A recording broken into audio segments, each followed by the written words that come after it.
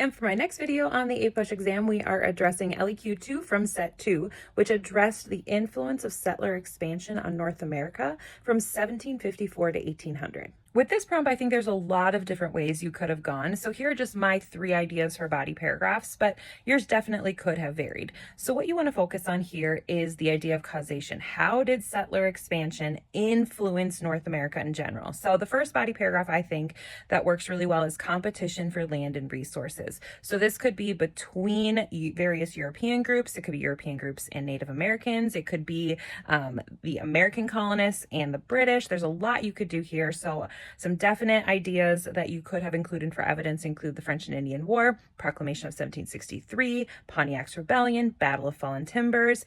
Even if you did a little bit with the spread of disease like smallpox, I think all of that could have worked here. Another major change that happened in North America as a result of settler expansion is going to be the agricultural and economic development that occurred within the region.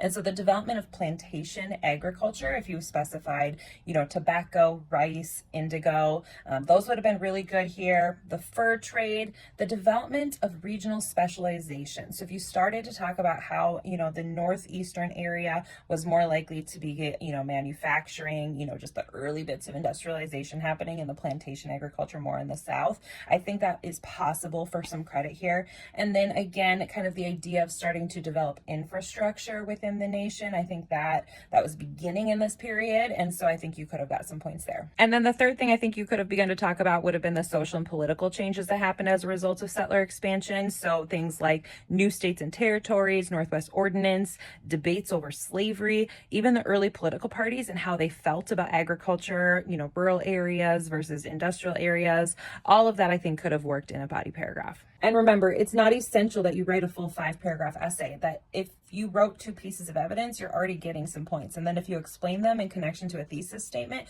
you're getting another point. So as I think this essay was very broad and had a lot of directions you could have gone, these 2 sample thesis statements that I wrote may not be anything like yours, but should give you an idea of how to include the skill of causation in your thesis statement. So here's one.